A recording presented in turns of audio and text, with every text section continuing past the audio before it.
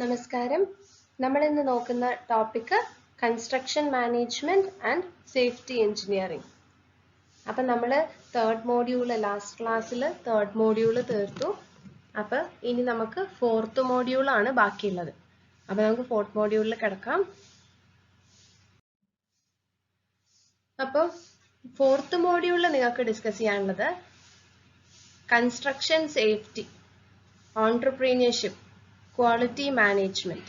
ഇപ്പം ഈ 3 ടോപ്പിക്കുകളാണ് ഫോർത്ത് മോഡ്യൂളിൽ ഉള്ളത്.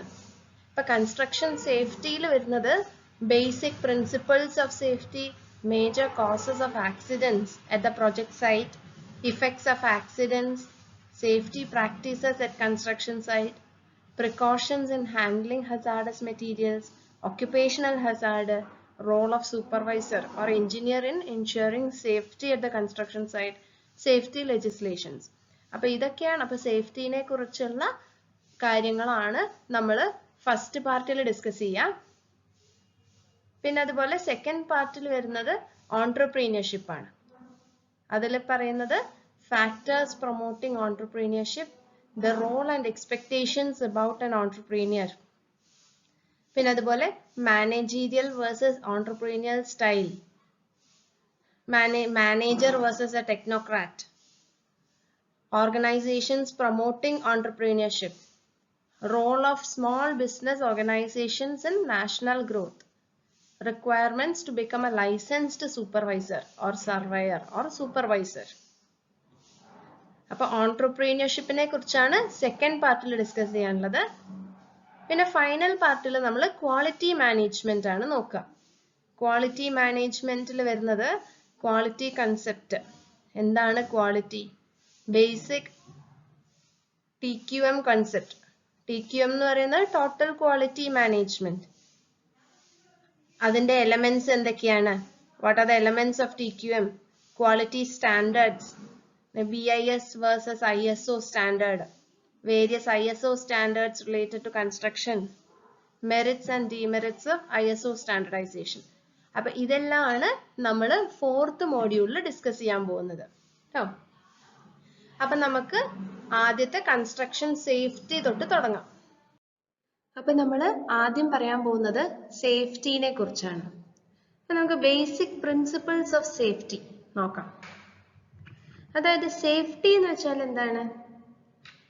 നമുക്ക് സുരക്ഷിതത്വം അല്ലേ? അപ്പൊ നമുക്ക് ഏതൊരു വർക്ക് സൈറ്റിലും സേഫ്റ്റി ആയിരിക്കണം നമ്മുടെ ഫസ്റ്റ് കൺസേൺ. സേഫ്റ്റി ഫസ്റ്റ് എന്നുള്ളൊരു കൺസെപ്റ്റ് ആയിരിക്കണം നമ്മൾ അഡോപ്റ്റ് ചെയ്യുന്നത്. So safety is given prime importance over profit and convenience. അതായത് പ്രോഫിറ്റിനേക്കാളും നമുക്ക് ലാഭം കിട്ടുന്നതിനേക്കാട്ടിലും നമ്മുടെ സൗകര്യത്തിനേക്കാട്ടിലും കൂടുതൽ പ്രിഫറൻസ് കൊടുക്കേണ്ടത് എന്തിനാണ്? സേഫ്റ്റിക്കാണ്. ഓക്കെ. പിന്നെ അതുപോലെ ആ സേഫ്റ്റിക്ക് വേണ്ടി നമ്മൾ എന്ത് ചെയ്യണം? We have to educate and train people working in the organisation and those entering a project site. ആ ഓർഗനൈസേഷനിൽ വർക്ക് ചെയ്യുന്നവരെയും അതുപോലെ തന്നെ നമ്മുടെ പ്രൊജക്ട് സൈറ്റിലേക്ക് കയറി വരുന്നവരോടും നമ്മൾ കൃത്യമായ ഒരു ധാരണ കൊടുക്കണം. അവിടുത്തെ സേഫ്റ്റി മെഷേഴ്സിനെ കുറിച്ചിട്ടുള്ള ഐഡിയ കൊടുക്കണം. ഓക്കെ. സേഫ്റ്റി നോംസിനെ കുറിച്ച് അവരോട് പറഞ്ഞു കൊടുക്കണം. Adopt safety as part of work culture. നമ്മുടെ വർക്ക് കൾച്ചറിന്റെ ഒരു ഭാഗം തന്നെയായി മാറണം എന്ത്? സേഫ്റ്റി എന്ന് പറയുന്നത്. അതുപോലെ നമ്മൾ we have to conduct mock drills or exercises to check the preparedness and efficiency of safety hazards. we have to conduct നമുക്ക് ഓരോ mock drills, അതായത് നമ്മൾക്ക് ഒരു ഇപ്പോൾ ഫോർ എക്സാമ്പിൾ പറയുകയാണെങ്കിൽ നമുക്കൊരു ഫയർ എക്സ്റ്റിംഗ്വിഷർ വെച്ചിട്ടുണ്ട്. ഈ ഫയർ എക്സ്റ്റിംഗ്വിഷർ കൊടുക്കുന്നത് എന്തിനാണ്? ഫയർ വരുമ്പോൾ അതിനു വേണ്ടി അത് തടയാൻ വേണ്ടിയിട്ട് അല്ലേ? അപ്പം അതൊക്കെ നമുക്ക് ആ ഒരു ഓർഗനൈസേഷനിൽ വർക്ക് ചെയ്യുന്നവർക്ക് ഒരു മോക്ക് ഡ്രില്ല് കൊടുക്കണം. അതായത് മുന്നേ അവർക്ക് ഒന്ന് കാണിച്ചു കൊടുക്കണം എങ്ങനെയാണ് അത് ഉപയോഗിക്കേണ്ടത് എന്ന്. അല്ലെങ്കിൽ പെട്ടെന്നൊരു ഫയർ ഹസാർഡ് വരുമ്പോൾ അവർക്ക് ഉപയോഗിക്കാൻ അറിയാതെ പോകുന്നതിൽ അവരുടെ ലൈഫ് നഷ്ടപ്പെടാൻ സാധ്യതയുണ്ട്. So there has to be proper mock drills or exercises to check the preparedness and efficiency of the safety standard. അപ്പൊ അതിനെക്കുറിച്ചൊക്കെ ആദ്യം ഒന്ന് കാണിച്ചു കൊടുക്കണം. Avoid short cuts for convenience or profit. നമ്മൾ ഒരിക്കലും ഷോർട്ട് കട്ട് പ്രിഫർ ചെയ്യാൻ പാടില്ല. ഇത് പെട്ടെന്ന് ചെയ്ത് തീരും, അതുകൊണ്ട് നമുക്ക് വേഗം ഈ ഒരു മെത്തേഡ് ഫോളോ ചെയ്യാം എന്ന് പറഞ്ഞ് ചെയ്യുമ്പോൾ അതിന്റെ സേഫ്റ്റി ആസ്പെക്റ്റും കൂടെ നമ്മളൊന്ന് കരുതിയിരിക്കണം. പിന്നെ അതുപോലെ timely adoption of safety measures will avoid A disaster. നമുക്കറിയാം സേഫ്റ്റി മെഷേഴ്സ് നമ്മൾ കൃത്യമായി എടുക്കുമ്പോൾ എന്ത് പറ്റും, ആ ഒരു ഡിസാസ്റ്റർ ഒഴിവാക്കാൻ നമുക്ക് സാധിക്കും. Prepare a safety manual for each organisation. ഏതൊരു ഓർഗനൈസേഷനും നമ്മൾ ഒരു മാനുവൽ ഉണ്ടാക്കിയിരിക്കണം. പിന്നെ അതുപോലെ സേഫ്റ്റി എന്ന് പറയുന്നത് എല്ലാവരുടെയും കൺസേൺ ആണ്. ഏതൊരു വ്യക്തിയും ഒരു ഓർഗനൈസേഷനിൽ വർക്ക് ചെയ്യുമ്പോൾ ആ സേഫ്റ്റി എന്ന് പറയുന്നത് എല്ലാവർക്കും ബാധകമാണ്. പക്ഷെ എന്നാൽ പോലും there has to be a safety officer or safety department in charge of safety. അപ്പോൾ അവിടെ ഒരു സേഫ്റ്റി ഓഫീസർ ഉണ്ടായിരിക്കണം. അയാളായിരിക്കണം ഇതൊക്കെ നോക്കി നടത്തുന്നത്. അങ്ങനത്തെ ഒരു ഹെഡ് ഉണ്ടായിരിക്കണം. പിന്നെ അതുപോലെ we have to follow instructions like highly inflammable, fragile, this side up, do not throw. അങ്ങനത്തെ പല ഇൻസ്ട്രക്ഷൻസ് ചില ബോക്സിന്റെ ഒക്കെ പുറമെ എഴുതിയിട്ടുണ്ടാവും. ഹൈലി ഇൻഫ്ലേമബിൾ, കത്താൻ സാധ്യതയുള്ള ബോക്സ് ആണ് എന്ന് വെച്ചാൽ അതിനകത്ത് അങ്ങനത്തെ മെറ്റീരിയൽ ആയിരിക്കും ഉള്ളത്. പിന്നെ അതുപോലെ ഫ്രജൈൽ ആണ്, പെട്ടെന്ന് പൊട്ടിപ്പോവാൻ സാധ്യതയുണ്ട്. പിന്നെ ചിലത് ദിസ് സൈഡ് അപ്പ്, അതായത് ഈ ഭാഗം മുകളിലേക്ക് വരണം. ഇപ്പൊ നമുക്ക് ഒരു എക്സാമ്പിൾ പറയുകയാണെങ്കിൽ ഫ്രിഡ്ജ് തലകുത്തനെ വെക്കാൻ പാടില്ല, അതൊക്കെ ഇറക്റ്റ് ആയിട്ട് തന്നെ വെക്കണം നമ്മൾ. അപ്പൊ മുകളിലേക്ക് വരേണ്ട ഭാഗം തന്നെ മുകളിൽ എപ്പോഴും വെച്ചിരിക്കണം. അങ്ങനെ. പിന്നെ അതുപോലെ ഡു നോട്ട് ത്രോ, അത് വലിച്ചെറിയാൻ പാടില്ല, കാരണം ഇറ്റ് ഈസ് ഹസാർഡസ് എന്നൊക്കെ പറയുന്ന ആ ഇൻസ്ട്രക്ഷൻസ് ഒക്കെ കൃത്യമായി ഫോളോ ചെയ്തിരിക്കണം. പിന്നെ അതുപോലെ we should not smell, taste or touch toxic materials. നമ്മൾ ഒരിക്കലും മണക്കാനോ ശ്വസിക്കാനോ പിന്നെ ടേസ്റ്റ് ചെയ്യാനോ തൊടാനോ ഒന്നും പാടില്ല ടോക്സിക് മെറ്റീരിയൽസ്. നമുക്കറിയാം ഇപ്പോ സൾഫ്യൂരിക് ആസിഡ്, ഇതൊന്നും ആരും തൊടുന്നില്ല. നിങ്ങളെല്ലാവരും കെമിസ്ട്രി ലാബിലൊക്കെ ചെയ്തതാണ് അല്ലേ? അപ്പൊ ഇതൊന്നും ആരും തൊടില്ല, ഇത് ഹസാർഡാന്ന് നിങ്ങൾക്ക് അറിയാം. പിന്നെ അതുപോലെ implement house keeping philosophies like 5S. ഇത് നമ്മൾ മുന്നത്തെ മോഡ്യൂളിൽ പറഞ്ഞതാണ്. ഈ 5Sനെ കുറിച്ച് ഹൗസ് കീപ്പിംഗിൽ നമ്മൾ പറഞ്ഞിരുന്നു. ഒരു 5S, അതായത് ജാപ്പനീസ് ഫിലോസഫിന്ന് എടുത്തതാണ് 5S. ആ ജാപ്പനീസ് 5S എന്ന് ഉദ്ദേശിക്കുന്നത് സീറി, സീറ്റൻ, സീസോ, സിക്കെറ്റ്സു ആൻഡ് ഷിറ്റ്സുക്കെ. അതെന്ന് പറയുന്നത് എന്താണ്, നമ്മൾ സാധനങ്ങൾ സോർട്ട് ചെയ്ത് വെക്കണം, അതുപോലെ എല്ലാം ഓർഡറിൽ വെക്കണം, ക്ലീൻ ആക്കി വെക്കണം, എല്ലാത്തിനും കൃത്യമായ ഒരു സ്റ്റാൻഡേർഡ് ഉണ്ടായിരിക്കണം. പിന്നെ അതുപോലെ ഇതെല്ലാം നമ്മൾ നിലനിർത്തി കൊണ്ടുപോകാനും സാധിക്കണം. അതാണ് 5S കേട്ടോ. അതിന്റെ മീനിങ് ആണ് ഞാൻ പറഞ്ഞത്. ഓക്കെ, അപ്പൊ നമ്മൾ എപ്പോഴും ഒരു ഹൗസ് കീപ്പിംഗ് ഫിലോസഫി കൊണ്ടുപോകണം. പിന്നെ അതുപോലെ വേറെ അപ്രോപ്രിയേറ്റ് സേഫ്റ്റി എക്യുപ്മെന്റ്സ്. നമ്മളെപ്പോഴും അങ്ങനത്തെ എവിടെയാണോ, ഏത് ഇൻഡസ്ട്രിയിലാണോ വർക്ക് ചെയ്യുന്നത് അതിനനുസരിച്ചുള്ള സേഫ്റ്റി എക്യുപ്മെന്റ്സ് ധരിച്ചിരിക്കണം. അതായത് ഇപ്പൊ നമ്മൾ പെട്രോളിയം ഇൻഡസ്ട്രിയിലാണെങ്കിൽ നമ്മൾ കൃത്യമായ ഹെൽമെറ്റ്സ്, അതുപോലെ ഗ്ലൗസ്, പിന്നെ അതുപോലെ ഏപ്രൺസ്, പിന്നെ ചില ഇൻഡസ്ട്രീസിലൊക്കെ സേഫ്റ്റി ബെൽറ്റ്, മാസ്ക്, അങ്ങനെ എല്ലാ സേഫ്റ്റി എക്യുപ്മെന്റുകളും ധരിച്ചിരിക്കണം. അപ്രോപ്രിയേറ്റ് ആയിട്ടുള്ള സേഫ്റ്റി എക്യുപ്മെന്റ്സ് ധരിച്ചിരിക്കണം. പിന്നെ അതുപോലെ we have to formulate safety legislations. Safety rules ഒക്കെ ഉണ്ടാക്കണം, എന്നിട്ട് അത് ഫോളോ ചെയ്യാൻ ശ്രദ്ധിക്കണം. പിന്നെ ensure periodic and preventive maintenance of machinery and equipments to prevent their failure. അപ്പൊ നമ്മൾ ഏതൊരു എക്യുപ്മെന്റും ഏതൊരു മെഷീനറി ഉപയോഗിക്കുകയാണെങ്കിൽ അതിന്റെ പീരിയോഡിക് മെയിൻ്റനൻസ് ചെയ്തിരിക്കണം. ഓക്കെ, എന്നാൽ തന്നെ ആ മെഷീൻ നമുക്ക് കുറെ കാലം വർക്ക് ചെയ്യിക്കാനും സാധിക്കും, അതുപോലെ തന്നെ ആ ഒരു മെഷീൻ കാരണം ഉള്ള ഹസാർഡ് ഒഴിവാക്കാനും സാധിക്കും. ഇപ്പൊ അടുത്ത് നിങ്ങൾ ന്യൂസിൽ കണ്ടോന്നറിയില്ല, ഒരു നമ്മുടെ പോളിയല്ല, വേറൊരു പോളിയിൽ ഒരു ലാബില് ഒരു സാർക്ക് ഒരു അപകടം സംഭവിച്ചു. ഒരു എക്യുപ്മെന്റ് കാരണമാണ് ആ അപകടം സംഭവിച്ചത്. അപ്പൊ അങ്ങനത്തെ ആള് മരണപ്പെട്ടു. അപ്പൊ അങ്ങനത്തെ പല അപകടങ്ങളും വരാം. സോ നമ്മളെപ്പോഴും നമ്മുടെ ഉപയോഗിക്കുന്ന മെഷീൻസ് ഒക്കെ എപ്പോഴും periodic maintenance is A must. അത് ചെയ്തിരിക്കണം, മെയിൻ്റനൻസ് ചെയ്തിരിക്കണം. ഓക്കെ, അല്ലെങ്കിൽ പെട്ടെന്ന് അതുകൊണ്ട് എന്തെങ്കിലും അപകടങ്ങൾ സംഭവിക്കാം. Okay, what are the major causes of accidents on site? എന്തൊക്കെയാണ് ഒരു ആക്സിഡന്റ് ഉണ്ടാവാനുള്ള കാരണം എന്ന് നമുക്ക് നോക്കാം. ഒന്നെങ്കിൽ falling from a height, നമ്മളിപ്പോൾ വലിയൊരു കൺസ്ട്രക്ഷൻ ബിൽഡിംഗ് കൺസ്ട്രക്ട് ചെയ്യാണ്, അങ്ങനത്തെ സമയത്ത് ആ വലിയ മുകളത്തെ നിലയിൽ നിന്നൊക്കെ വീണിട്ട് എത്രയോ ആൾക്കാർക്ക് അപകടം പറ്റിയിട്ടുണ്ട്. സോ അത് that is A major cos of accident.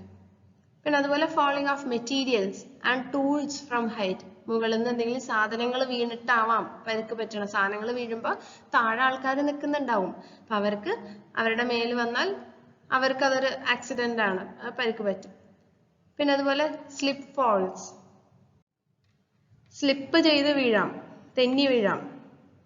പിന്നെ vehicles and equipments going out of control, control വിട്ടു പോവാ. നമ്മൾ ഉപയോഗിക്കുന്ന വെഹിക്കിൾ ആയാലും എക്യുപ്മെന്റ്സ് ആയാലും നമ്മുടെ കൺട്രോൾ വിട്ടു പോയാൽ അപകടം വരും, സംഭവിക്കും. Failure of temporary structures like form work and scaffolding. അതായത് നമ്മൾ ഫോം വർക്ക് എന്ന് ഉദ്ദേശിക്കുന്നത് എന്താ, നമ്മുടെ ബീമും ഇതൊക്കെ കോളംസും ഒക്കെ കാസ്റ്റ് ചെയ്യുന്ന സമയത്ത്, വാളും ഒക്കെ കാസ്റ്റ് ചെയ്യുമ്പോൾ നമ്മളൊരു ഫോം വർക്ക് വെച്ച് കൊടുക്കും അല്ലേ. RCC സ്ട്രക്ചേഴ്സ് ഒക്കെ കാസ്റ്റ് ചെയ്യണതിന്റെ മുന്നേ നമ്മളൊരു ഫോം വർക്ക് വെക്കും. ഒരു നിങ്ങൾ കണ്ടിട്ടുണ്ടാവും കൺസ്ട്രക്ഷൻ സൈറ്റിൽ ടിമ്പറിന്റെ ഒക്കെ ഒരു പലക പോലെ വെച്ച് കൊടുക്കുന്നത്, അതിന്റെ മുകളിലേക്കായിരിക്കും നമ്മൾ കോൺക്രീറ്റ് ഇടുന്നത്. അപ്പൊ ആ ഒരു കോൺക്രീറ്റിന്റെ സപ്പോർട്ടിങ് സ്ട്രക്ചർ ആയിട്ട് ആക്ട് ചെയ്യുന്നത്, അതാണ് ഫോം വർക്ക്. അതുപോലെ സ്കെഫോൾഡിംഗ് എന്ന് വെച്ചാൽ ആൾക്കാർ കയറി നിന്ന് പണിയെടുക്കുന്ന ആ ഒരു പ്ലാറ്റ്ഫോം. അപ്പൊ അതൊക്കെ ഫെയിൽ ആയാൽ, തകർന്നു പോയാലും ആക്സിഡൻസ് സംഭവിക്കാം. പിന്നെ അതുപോലെ adopting unsafe practices for convenience and easiness. നമ്മൾ പറഞ്ഞു സേഫ്റ്റി നമ്മൾ ഒരിക്കലും നമ്മുടെ എളുപ്പത്തിന് വേണ്ടി അല്ലെങ്കിൽ നമ്മുടെ കൺവീനിയൻസിന് വേണ്ടി നമ്മൾ എന്ത് ചെയ്യാൻ പാടില്ല, സേഫ്റ്റി കോംപ്രമൈസ് ചെയ്യരുത്. Ignorance about safety norms or practices, നമുക്ക് അറിവില്ലായ്മ, സേഫ്റ്റി നോംസ് അറിയാത്തത് കൊണ്ട് സംഭവിക്കാവുന്ന ആക്സിഡൻസ്. അപ്പൊ അതിനു വേണ്ടി നമ്മൾ പറഞ്ഞു we have to educate people, ആ വർക്കിംഗ് ഇൻ ദ ഓർഗനൈസേഷനും അതുപോലെ പുറമേന്ന് വരുന്ന ആൾക്കാരെയും നമ്മൾ എന്ത് ചെയ്യണം, ആ ഒരു ഓർഗനൈസേഷനിലെ സേഫ്റ്റി നോംസിനെ കുറിച്ചൊരു ധാരണ ഉണ്ടാക്കി കൊടുക്കണം. പിന്നെ collapse of structures, structure collapse ചെയ്താൽ അപകടം വരാം. അതിപ്പോ പറയുകയാണെങ്കിൽ എർത്ത് ക്വേക്കില് നമ്മൾ BMS കണ്ടു, എന്താണ് എർത്ത് ക്വേക്ക് വഴി തകർന്നു പോകുന്ന ബിൽഡിങ്സും അതെങ്ങനെയൊക്കെ നമുക്ക് രക്ഷപ്പെടുത്താം, സേഫ്റ്റി മെഷേഴ്സ് എന്തൊക്കെയാന്നൊക്കെ ഉള്ളത് കണ്ടിരുന്നു അല്ലേ. പിന്നെ അതുപോലെ ഇലക്ട്രോക്യൂഷൻ, ഇലക്ട്രോക്യൂഷൻ എന്ന് ഉദ്ദേശിക്കുന്നത് എന്താണ്, ഇലക്ട്രിക് ഷോക്ക് അടിച്ചിട്ട് ഇഞ്ചുറി പറ്റുക അല്ലെങ്കിൽ മരണം വരെ സംഭവിക്കുക, ഷോക്ക് അടിച്ചിട്ട്, ഇലക്ട്രിക് ഷോക്ക് അടിച്ചിട്ട്, അതാണ് ഇലക്ട്രോക്യൂഷൻ. പിന്നെ എക്സ്പ്ലോഷൻ, എന്തെങ്കിലും പൊട്ടിത്തെറികള് അല്ലെങ്കിൽ ഫോൾട്ടി ഡിസൈനിലുള്ള എന്തെങ്കിലും തകരാറുകൾ കാരണം ആക്സിഡന്റ് സംഭവിക്കാം. അതുപോലെ അൺസേഫ് ഹാൻഡ്ലിംഗ് ഓഫ് മെറ്റീരിയൽസ്, നമ്മൾ മെറ്റീരിയൽസ് ഹാൻഡിൽ ചെയ്യുമ്പോൾ എപ്പോഴും ശ്രദ്ധിക്കണം, അതിന് എന്തൊക്കെയാണോ പ്രിക്കോഷൻ പറഞ്ഞത് അതെല്ലാം നമ്മൾ എടുത്തിരിക്കണം. പിന്നെ അതുപോലെ ഫയർ ഹസാർഡ് വന്നാൽ, തീപിടുത്തം ഒക്കെ that is a cause of accident അല്ലേ. പിന്നെ അതുപോലെ chemical hazard, natural calamities, earthquake ഒക്കെ ഞാൻ പറഞ്ഞു, ലാൻഡ് സ്ലൈഡ്, എർത്ത് ക്വേക്ക്, അതൊക്കെ എന്ത് പറ്റും, നമ്മളുടെ സ്ട്രക്ചർ എന്ത് തന്നെയായാലും കൊളാപ്സ് ആവാൻ സാധ്യതയുണ്ട്. പിന്നെ അതുപോലെ മുറിവ് സംഭവിക്കുക, കത്തല്, പൊള്ളലേൽക്കുക, കട്ട്സ് ആൻഡ് ബേൺസ്, മുറിവോ പൊള്ളലൊക്കെ ഏൽക്കുക. അപ്പൊ ഇതൊക്കെ are causes of accidents on site, സൈറ്റിലുള്ള ആക്സിഡന്റുകളുടെ കാരണമാണ് ഇതൊക്കെ. Okay, effects of accidents. അപ്പൊ അങ്ങനെ ആക്സിഡന്റ് സംഭവിച്ചാൽ എന്താണ് അതിന്റെ ആഫ്റ്റർ ഇഫക്റ്റ് എന്ന് നമുക്ക് നോക്കാം. പൊതുവെ നമുക്ക് നമ്മുടെ ആക്സിഡൻസിനെ 3 ആയിട്ട് ക്ലാസിഫൈ ചെയ്യാൻ പറ്റും. Minor accident, major accident, fatal accidents. ഇപ്പൊ മൈനർ എന്ന് പറയുമ്പോൾ ഇത് പേര് സൂചിപ്പിക്കുന്നത് പോലെ തന്നെയാണ്. മൈനർ എന്ന് പറയുമ്പോൾ only first aid needs to be given, അതായത് ചെറിയ ആക്സിഡൻസ് നമുക്കൊരു ഫസ്റ്റ് എയ്ഡ്, എന്തെങ്കിലും മുറിവിന് എന്താണ് ഒരു ബാൻഡേഡ് കെട്ടിയാലോ അങ്ങനെ മാറ്റാവുന്ന ആക്സിഡന്റുകൾ. പിന്നെ മേജർ ആക്സിഡന്റ് എന്ന് ഉദ്ദേശിക്കുന്നത് that will lead to hospitalisation, എന്താണ് ഹോസ്പിറ്റലൈസ്ഡ് ആവുക, അങ്ങനെ അതിനൊക്കെയാണ് നമ്മൾ മേജർ ആക്സിഡന്റ് എന്ന് പറയാം. പിന്നെ അതുപോലെ ഫേറ്റൽ ആക്സിഡന്റ് എന്ന് ഉദ്ദേശിക്കുന്നത് മരണം സംഭവിക്കുക. മരണം സംഭവിച്ചാൽ അതിനെയാണ് ഫേറ്റൽ. ഫേറ്റൽ എന്ന് പറഞ്ഞാൽ ലീഡിങ് ടു ഡെത്ത്. അപ്പൊ അതാണ് ഫേറ്റൽ ആക്സിഡൻസ്. അങ്ങനത്തെ 3 ടൈപ്പ് ഓഫ് ആക്സിഡൻസ് ഉണ്ടാവും. ഓക്കെ, അപ്പൊ മേജർ ഇഫക്ട്സ് ഓഫ് ആക്സിഡൻസ് എന്തൊക്കെയാണ്? അതിന്റെ ആഫ്റ്റർ ഇഫക്റ്റ്, അവിടെ മുറിവ് സംഭവിക്കാം, കട്ട്സ് ആൻഡ് വൂൺസ്, അതുപോലെ പൊള്ളലേൽക്കാം, ബേൺസ്, ബോൺ ഫ്രാക്ചർ നടക്കാം, ലോസ് ഓഫ് ലിംബ്, കാല് നഷ്ടപ്പെടാം, അല്ലെങ്കിൽ ലോസ് ഓഫ് ലൈഫ്, ജീവിതമേ നഷ്ടപ്പെടാം, loss of material and machinery, psychological fear among workers. അപ്പൊ ഇതുകൊണ്ടൊക്കെ ഒരു പേടി വരാം, വർക്കേഴ്സിന് ഒരു പേടി തന്നെ വരാം ആ ഒരു എക്യുപ്മെന്റ് യൂസ് ചെയ്യാൻ. പിന്നെ അതുപോലെ loss of good will of the organisation, ആ ഒരു ഓർഗനൈസേഷന് ആ നല്ല പേര് നഷ്ടപ്പെടാം. പിന്നെ അതുപോലെ prolonging of project duration, project നീണ്ടുപോകാൻ സാധ്യതയുണ്ട്. അതുപോലെ ലീഗൽ കോമ്പൻസേഷൻ കൊടുക്കേണ്ടതായിട്ട് വരും. കോമ്പൻസേഷൻ എന്തെങ്കിലും in terms of money compensation കൊടുക്കേണ്ടതായിട്ട് വരും ആ ഒരു അപകടം പറ്റിയ ആൾക്കോ ആളുടെ കുടുംബത്തിനോ ഒക്കെ. And several other challenges. അപ്പൊ ഇതുപോലത്തെ കുറെ എഫക്റ്റുകൾ ഉണ്ട് ഇങ്ങനത്തെ ആക്സിഡന്റുകൾ സംഭവിച്ചാൽ.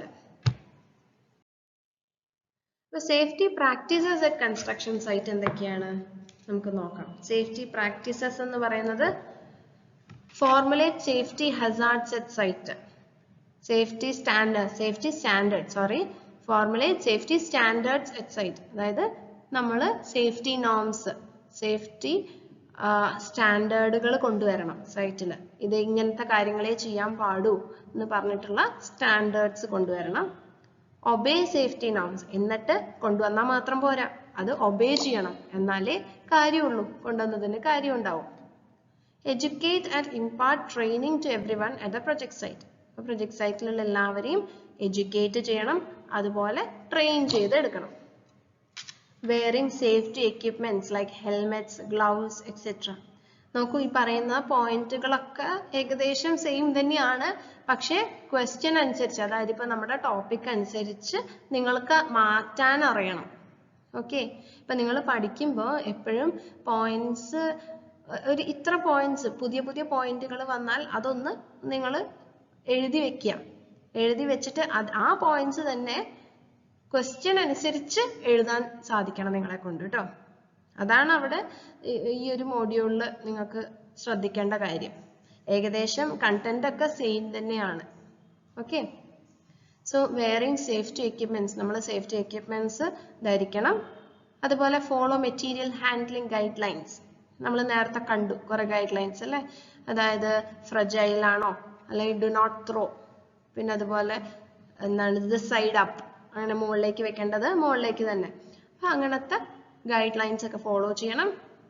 അതുപോലെ do not follow short cuts, നമ്മുടെ എളുപ്പത്തിന് വേണ്ടിയോ കൺവീനിയൻസിന് വേണ്ടിയോ പ്രോഫിറ്റ് ഉണ്ടാക്കാനോ ഒന്നും ഷോർട്ട് കട്ട്സ് എടുക്കാൻ പാടില്ല. അത് സേഫ്റ്റിയെ ഒരിക്കലും എന്താണ് ബാധിക്കാൻ പാടില്ല. പിന്നെ അതുപോലെ vehicles and machineries are operated only by licensed or trained persons. എപ്പോഴും വെഹിക്കിൾ ഓടിക്കുന്ന ഒരാളാണെങ്കിൽ, അല്ലെങ്കിൽ എക്യുപ്മെന്റ് തിരിക്കുന്ന ആളാണെങ്കിൽ അയാൾക്ക് അതിന്റെ ലൈസൻസ് ഉണ്ടായിരിക്കണം, അല്ലെങ്കിൽ അയാൾ ട്രെയിൻഡ് ആയിരിക്കണം, ആ ഒരു എക്യുപ്മെന്റ് ഉപയോഗിക്കാൻ ട്രെയിനിങ് കിട്ടിയ ഒരാളായിരിക്കണം. അതുപോലെ provide temporary hand rails to all stairs under construction.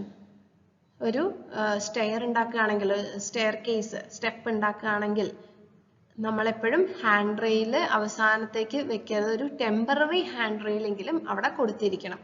അല്ലെങ്കിൽ കൺസ്ട്രക്ഷൻ എന്ന് പറയുന്നത് ഒരു 6 months പ്രോസസ് ആണ്, അപ്പൊ അതിനിടയിൽ ആർക്കെങ്കിലും ആക്സിഡന്റ് വരാൻ സാധ്യതയുണ്ട്. സോ ടെമ്പററി ഹാൻഡ് റെയിൽസ് നമ്മൾ കൊടുത്തിരിക്കണം. അതുപോലെ check safety of form work, scaffolding and other temporary structures. ഈ ഫോം വർക്ക്, സ്കെഫോൾഡിംഗ്, അതിൻ്റെയൊക്കെ സേഫ്റ്റി നമ്മൾ ചെക്ക് ചെയ്യണം. സേഫ് അല്ലേ, സ്ട്രോങ് അല്ലേ എന്നുള്ളത് ചെക്ക് ചെയ്യണം. Take precautions against fire, electric shock, explosion, burns, cuts, etc. അപ്പോൾ നമ്മൾ ഫയറിന്റെ പ്രിക്കോഷൻ ആയിട്ട് നമ്മൾ പറഞ്ഞു ഫയർ എക്സ്റ്റിംഗ്വിഷർ വെക്കുക. പിന്നെ അതുപോലെ ഇലക്ട്രിക് ഷോക്ക് തടയാൻ വേണ്ടി നമ്മൾ പ്രോപ്പർ എർത്തിങ്ങും ഒക്കെ കൊടുക്കുക. പിന്നെ അതുപോലെ എക്സ്പ്ലോഷൻസ് തടയാൻ വേണ്ടിയിട്ടുള്ള മെഷേഴ്സ്, പിന്നെ ബേൺസ്, കട്ട്, മുറിവൊക്കെ സംഭവിച്ചാലുള്ള ഫസ്റ്റ് എയ്ഡുകൾ അതൊക്കെ സൈറ്റിൽ ഉണ്ടായിരിക്കണം. പിന്നെ provide first aid kits and training on how to use them. ഇപ്പൊ ഫസ്റ്റ് എയ്ഡ് കിറ്റ് വെച്ചാൽ മാത്രം പോരാ, അത് ആൾക്കാർക്ക് പറഞ്ഞു കൊടുക്കണം എങ്ങനെയാണ് ഉപയോഗിക്കേണ്ടത്, പിന്നെ എന്തൊക്കെയാണ് വെച്ചിട്ടുള്ളത് എന്നും മെൻഷൻ ചെയ്തിരിക്കണം. Install safety equipments like fire extinguishers and alarm systems. Alarm systems ഒക്കെ വെക്കണം. ഫയർ വന്നാൽ എന്താണ് അലാം അടിക്കുന്ന പല ഇൻഡസ്ട്രീസിലും അങ്ങനെ തന്നെയാണ്, അലാം അടിക്കും. അപ്പൊ ബാക്കിയുള്ളവരെ അറിയിക്കും ആ ഒരു ഭാഗത്ത് ഫയർ തീപിടുത്തം നടക്കുന്നുണ്ട് അല്ലെങ്കിൽ എന്തോ ഒരു മാൾ ഫങ്ഷനിങ് ഉണ്ട് എന്നുള്ളത് അറിയിക്കും. പിന്നെ conduct mock drills to check the efficiency and effectiveness of safety measures. അപ്പൊ നമ്മൾ എപ്പോഴും മോക്ക് ഡ്രിൽസ് വെക്കണം. അതായത് മുന്നേ ഒരു മോക്ക് ഡ്രിൽ, ഒരു മുന്നേ എന്താ പറയാ ഒരു എക്സസൈസ് വെക്കണം. എങ്ങനെയാണ് ഉപയോഗിക്കുക, ഒരു ഫയർ വന്നാലോ ഒക്കെ എങ്ങനെയാണ് അത് ഓപ്പറേറ്റ് ചെയ്യേണ്ടതെന്നുള്ള കാര്യം കാണിച്ചു കൊടുക്കണം. എന്നാലേ അത് എഫിഷ്യന്റ് ആവും, ആ വെച്ചൊരു കാര്യം ഇഫക്റ്റീവ് ആവുള്ളൂ. So what are the precautions in handling hazardous materials? Hazardous materials handle ചെയ്യേണ്ട precautions എന്തൊക്കെയാന്ന് നമുക്ക് നോക്കാം. Follow instructions such as highly inflammable, fragile, this side up. അപ്പൊ അങ്ങനത്തെ ഇൻസ്ട്രക്ഷൻസ് ഒക്കെ ഫോളോ ചെയ്യുക. പിന്നെ അതുപോലെ do not smell, taste or touch toxic materials. നമ്മൾ മണക്കാനോ ടേസ്റ്റ് നോക്കാനോ തൊടാനോ ഒന്നും പാടില്ല ടോക്സിക് മെറ്റീരിയൽസ്, അത് നിങ്ങൾക്കൊക്കെ അറിയാം. Do not throw any material, ഒന്നും വലിച്ചെറിയാൻ പാടില്ല. പിന്നെ അതുപോലെ നമ്മൾ എപ്പോഴും ഗ്ലൗസ്, ഗോഗിൾസ്, മാസ്ക് ഒക്കെ ധരിക്കണം എപ്പോഴും. ഇപ്പോൾ ഈ നമ്മുടെ അബ്രസീവ്, അതായത് പശ പോലത്തെ സാധനങ്ങൾ ഓപ്പറേറ്റ് ചെയ്യുമ്പോൾ ഗ്ലൗസ് ഒക്കെ ധരിക്കണം. പിന്നെ അതുപോലെ ചൂടായതോ ഫ്യൂമിങ് പുക പോകുന്നതോ അല്ലെങ്കിൽ ടോക്സിക് ഓർ ഡസ്റ്റി മെറ്റീരിയൽസ് ഒക്കെ ഉപയോഗിക്കുമ്പോൾ എപ്പോഴും എന്താണ് ഗ്ലൗസ് ധരിച്ചിരിക്കണം, മാസ്ക്, അതുപോലെ കണ്ണട, ഗോഗിൾസ് ഒക്കെ ധരിച്ചിരിക്കണം. പിന്നെ അതുപോലെ ഫോളോ ദ ഹാസ്കെം കോഡ്. ഹാസ്കെം എന്ന് പറഞ്ഞാൽ ഹസാർഡസ് കെമിക്കൽ. ഹസാർഡസ് കെമിക്കൽ ആണോ എന്നുള്ളത് നോക്കിയിട്ട് അതിൻ്റെ ഒരു കോഡ് ഉണ്ട്. ആ code instructions while handling hazardous materials. അതായത് ഓരോ കളർ കോഡൊക്കെ ഉണ്ട്. അപ്പൊ ആ കോഡ് അനുസരിച്ച് ഇപ്പോൾ ഹൈലി അധികം ഹസാർഡസ് ആണെങ്കിൽ ഒരു കളർ കൊടുക്കും. കളർ എനിക്ക് ഏതാന്ന് കൃത്യമായിട്ട് അറിയില്ല. ഓരോ കളേഴ്സും ഓരോ ഹസാർഡ് ലെവലിനെ ഇൻഡിക്കേറ്റ് ചെയ്യുന്നുണ്ട്. ഓക്കെ, അപ്പൊ അതിനനുസരിച്ച് വേണം നമ്മൾ എന്ത് ചെയ്യാൻ, ആ ഒരു സാധനം ഉപയോഗിക്കാൻ, ആ ഒരു മെറ്റീരിയൽ ഉപയോഗിക്കാൻ. അതുപോലെ wash skin and eyes in case you come into contact with toxic chemicals and seek medical aid. അതായത് നമ്മളെപ്പോഴും കൈയൊക്കെ കഴുകിയിരിക്കണം, കണ്ണൊക്കെ കഴുകിയിരിക്കണം. എപ്പോഴും നമ്മുടെ ടോക്സിക് കെമിക്കൽസ് നമ്മുടെ കയ്യിലായാൽ വേഗം അത് വൃത്തിയാക്കണം. എന്നിട്ട് നെസസറി മെഡിക്കൽ എയ്ഡ് എന്താണോ അത് ചെയ്തിരിക്കണം. Store the material as per instructions and use dum within the specified shelf. എപ്പോഴും മെറ്റീരിയൽസ് ആ മെറ്റീരിയൽ എങ്ങനെ ഉപയോഗിക്കണോ ഇൻസ്ട്രക്ഷൻ അനുസരിച്ച് തന്നെ ഉപയോഗിക്കണം. പിന്നെ അതുപോലെ use dum within the specified shelf. ആ ഒരു പറഞ്ഞ സമയത്തിന്റെ ഉള്ളിൽ തന്നെ, അതായത് എക്സ്പയറി ഡേറ്റിന്റെ മുന്നേ തന്നെ ആ ഒരു സാധനം ഉപയോഗിച്ചിരിക്കണം. ഓക്കെ, ഇപ്പൊ അതിപ്പോ പറയുകയാണെങ്കിൽ ഒരു ഇൻസ്ട്രക്ഷൻ വെച്ച് ഇപ്പൊ നമ്മളെപ്പോഴും ആസിഡും വെള്ളവും മിക്സ് ചെയ്യുമ്പോൾ നമുക്കതൊരു പ്രൊപ്പോർഷൻ ഉണ്ട്. നമ്മൾ ആസിഡിലേക്ക് വെള്ളം ഒഴിക്കാനേ പാടും, അല്ലാതെ വെള്ളത്തിലേക്ക് ആസിഡ് ഇടരുത്. ഓക്കെ, അപ്പൊ അങ്ങനത്തെ ഇൻസ്ട്രക്ഷൻസ്, അതോ വൈസ് വേഴ്സ ഏതാന്ന് എനിക്ക് അത്ര ഓർമ്മയില്ല. അപ്പൊ ആ ഒരു അങ്ങനത്തെ പല ഇൻസ്ട്രക്ഷൻസ് ഉണ്ട്, അല്ലെങ്കിൽ അവിടെ പൊട്ടിത്തെറി സംഭവിക്കാം. ഓക്കെ, അപ്പൊ അതൊക്കെ നമ്മൾ ശ്രദ്ധിച്ച് ഉപയോഗിക്കണം. പിന്നെ ഒക്യുപേഷണൽ ഹസാർഡ്. ഒക്യുപേഷണൽ ഹസാർഡ് എന്ന് ഉദ്ദേശിക്കുന്നത് എന്താണ്? ഓരോ ജോലിക്കും അതിൻ്റെതായ ഹസാർഡ് വരാൻ സാധ്യതയുണ്ട്, അതിൻ്റെതായ പ്രശ്നങ്ങൾ വരാൻ സാധ്യതയുണ്ട്. അതിന്റെ എക്സാമ്പിൾ പറയുകയാണെങ്കിൽ inherent with certain categories of occupation, അതായത് ഒരു ജോലിയുടെ സംബന്ധമായ hazards. road accident in the case of vehicle driver. ഒരു ഡ്രൈവർ ആണെങ്കിൽ ഡ്രൈവർക്ക് ഏറ്റവും prone ആയിട്ട് ഏറ്റവും അപകടം വരാൻ സാധ്യത എന്താണ്? റോഡ് ആക്സിഡന്റ് സംഭവിക്കാനാണ് ഒരു സാധ്യത ഒരു ഡ്രൈവർ എന്ന നിലയിൽ. അല്ലാണ്ട് ഇപ്പൊ ആ ഒരു ഡ്രൈവർക്ക് കെമിക്കൽ തട്ടി ഹസാർഡ് വരാനുള്ള സാധ്യത ഇല്ല. മനസ്സിലായില്ലേ? അപ്പോൾ ഒരു ഡ്രൈവർക്ക് റോഡ് ആക്സിഡന്റ് ആണ് ഒരു എന്താണ് അപകട മേഖല. പിന്നെ അതുപോലെ silicosis in those exposed to fine silica. അതായത് ഈ ഫൈൻ സിലിക്ക ഹാൻഡിൽ ചെയ്യുന്ന ആൾക്കാർ, അങ്ങനത്തെ ഫാക്ടറീസിലുള്ളവർക്ക് വരാവുന്ന സാധ്യത ഉള്ള ഒരു അസുഖമാണ് സിലിക്കോസിസ്.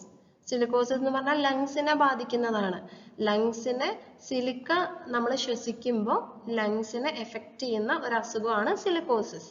അപ്പൊ സിലിക്കോസിസ് വരാൻ സാധ്യതയുണ്ട്.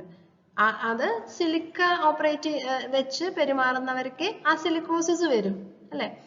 അപ്പൊ അതൊക്കെ ഒക്യുപേഷണൽ ഹസാർഡ് ആണ്, ആ ജോലി സംബന്ധമായി വരാവുന്ന പ്രശ്നങ്ങൾ.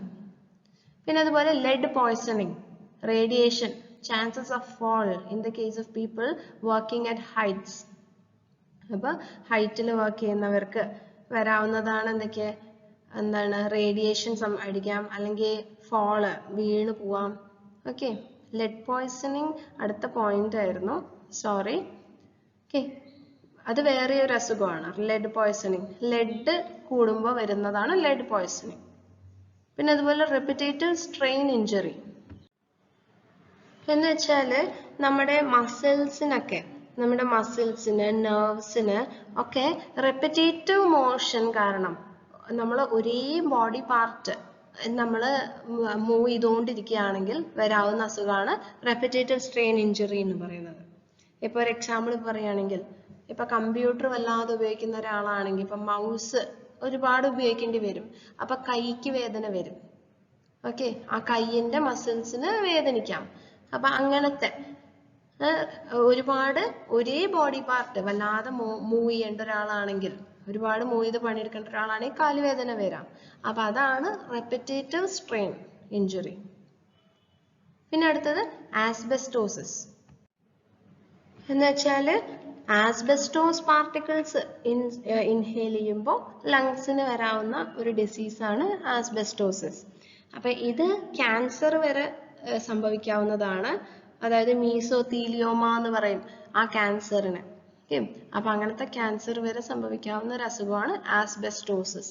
ആസ്ബെസ്റ്റോസ് ഇൻഹേൽ ചെയ്തിട്ട് വരുന്ന അസുഖമാണ്. പിന്നെ caisson disease experienced by under water diver.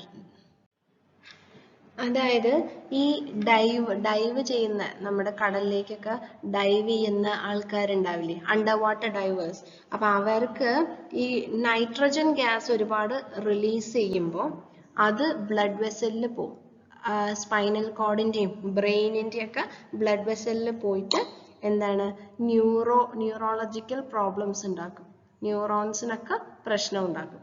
അതാണ് കെയ്സൺ ഡിസീസ്. അതായത് നൈട്രജൻ ഗ്യാസ് ബബിൾ റിലീസ് ചെയ്തിട്ട് വരുന്ന ഒരു അസുഖമാണ്. അത് ബ്ലഡ് വെസലിൽ ചേർന്നിട്ട് ഉള്ള ഒരു അസുഖമാണ് കെയ്സൺ ഡിസീസ് എന്ന് പറയുന്നത്.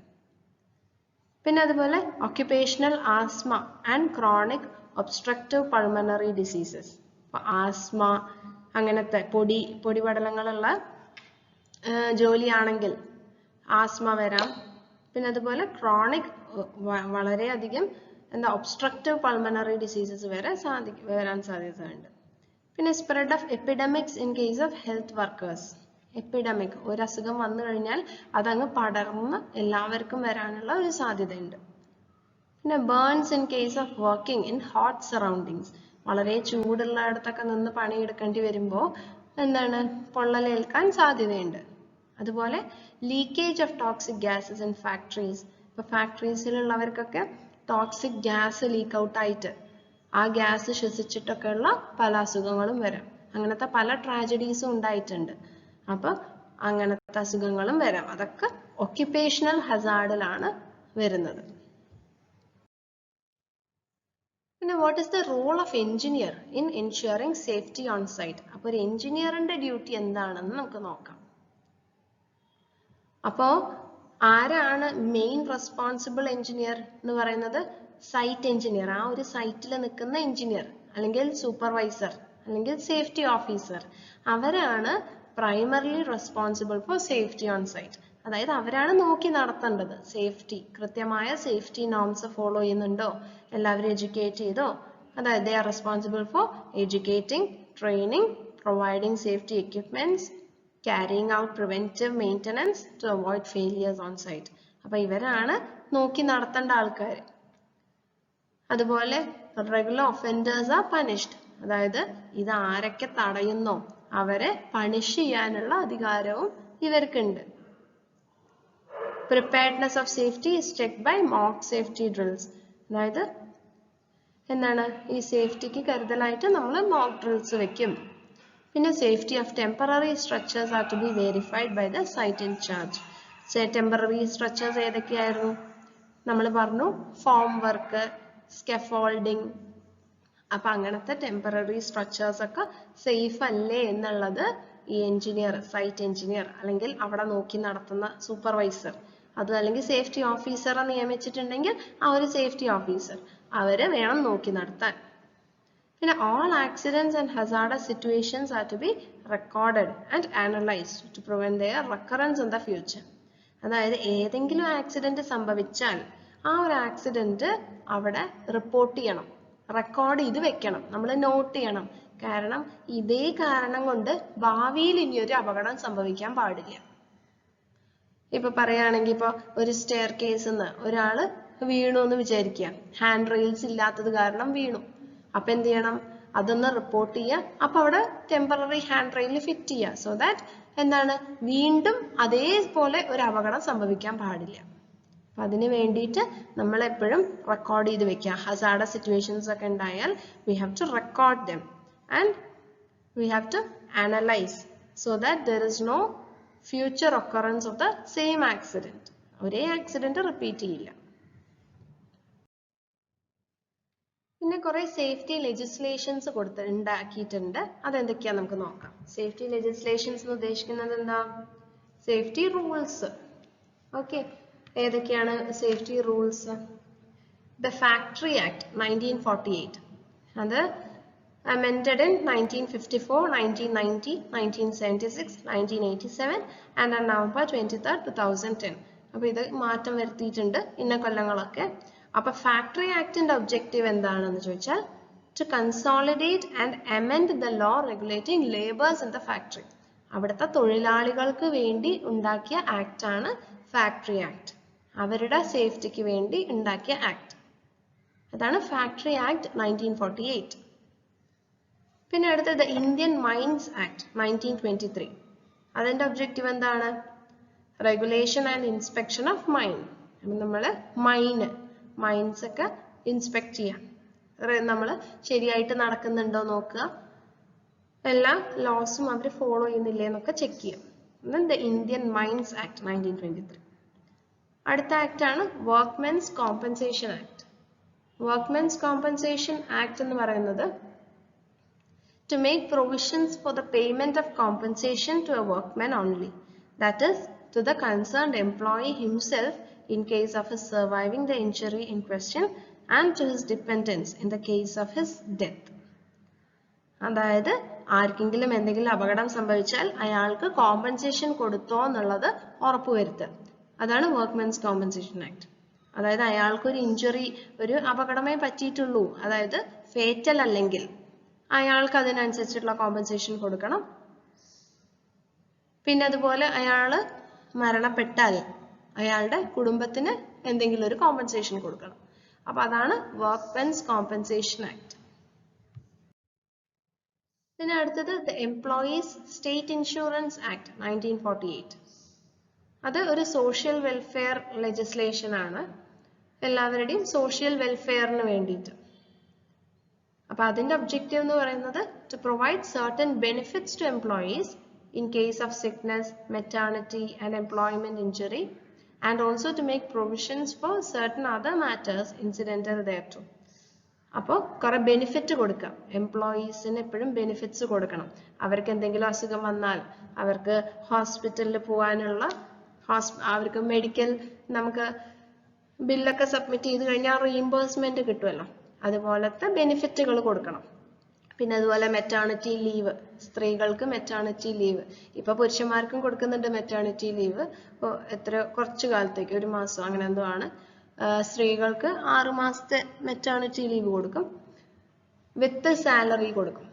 ഓക്കെ, സാലറി കൊടുത്തുകൊണ്ടുള്ള മെറ്റേണിറ്റി ലീവ്. പിന്നെ അതുപോലെ എംപ്ലോയ്മെന്റ് ഇഞ്ചറി, എന്തെങ്കിലും ഇഞ്ചറി സംഭവിച്ചാൽ അതിനൊക്കെയുള്ള കോമ്പൻസേഷൻസ് കൊടുക്കുക. അപ്പൊ അതൊക്കെ നോക്കി നടത്തുന്നതാണ് the employees state insurance act 1948. പിന്നെ അടുത്തത് ISO 45001. അതിൽ പറയുന്നത് അതൊരു ഇന്റർനാഷണൽ സ്റ്റാൻഡേർഡ് ആണ്. That specifies requirements for an occupational health and safety management system with guidance for its use. അതായത് ആ ഒരു ജോലി ചെയ്യുന്നതിന് സംബന്ധമായിട്ട് എന്തെങ്കിലും അപകടങ്ങൾ വരാൻ സാധ്യത ഉണ്ടെങ്കിൽ അതിനു വേണ്ടി കൊടുക്കുന്നതാണ് എന്ത് ISO 45001. പിന്നെ അതുപോലെ അതിന്റെ മെയിൻ ഒബ്ജക്റ്റീവ് എന്ന് പറയുന്നത് to enable an organization to proactively improve its occupational health and safety performance in preventing injury and ill health. Okay, അതായത് ആ ഒരു ഓർഗനൈസേഷനിൽ അതിന്റെ ജോലി സംബന്ധമായിട്ട് വരാവുന്ന എന്തെങ്കിലും പ്രശ്നങ്ങൾ ഉണ്ടെങ്കിൽ, ഇഞ്ചറി ഉണ്ടെങ്കിൽ അത് പ്രിവെന്റ് ചെയ്യുക. ഓക്കെ, അത് ഒഴിവാക്കുക. അതാണ് ഈ ഒരു ആക്ടിൽ പറയുന്നത്, ISO 45001 പറയുന്നത്. സോ ഇതൊക്കെയാണ് കുറച്ച് സേഫ്റ്റി ലെജിസ്ലേഷൻസ്. ഇനി അടുത്ത ടോപ്പിക് ഓൺട്രപ്രീനിയർഷിപ്പ് ആണ്. അപ്പൊ അത് നമുക്ക് നെക്സ്റ്റ് ക്ലാസ്സിൽ നോക്കാം. Okay, thank you.